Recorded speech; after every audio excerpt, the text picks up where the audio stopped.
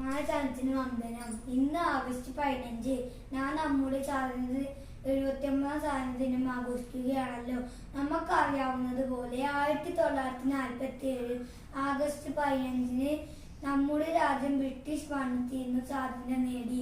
അനേകം ധീരരായ പോരാളികളുടെ കഠിനമായ പോരാട്ടത്തിനൊടുവിലാണ് ഇന്ത്യക്ക് സ്വാതന്ത്ര്യം ലഭിച്ചത്.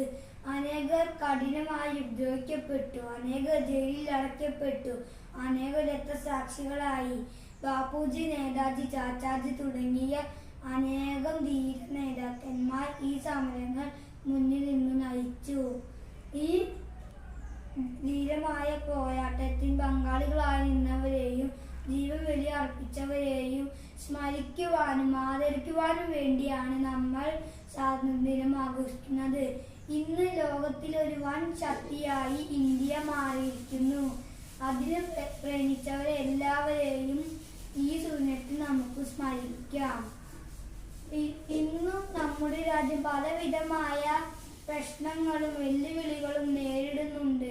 അതിനെല്ലാം അതിജീവിക്കുവാനായി നമുക്ക് ഐക്യതയോടെ നിൽക്കാം, ഐക്യതയോടെ പരിശ്രമിക്കാം. നമ്മുടെ രാജ്യത്തിന്റെ ഐക്യതയും സമ്പത്തും സമാധാനവും കാത്തു സൂക്ഷിക്കുവാൻ നമുക്ക് സാധിക്കട്ടെ. നമ്മുടെ ഇന്ത്യയെ ഉയരങ്ങളിലേക്ക് കൈ പിടിച്ചുയർത്തുവാൻ നമുക്ക് എല്ലാവർക്കും സാധിക്കട്ടെ. എല്ലാവർക്കും സ്വാതന്ത്ര്യ ദിനാശംസകൾ നേർന്നുകൊണ്ട് നിർത്തുന്നു. നന്ദി, നമസ്കാരം, ജയ് ഹിന്ദ്.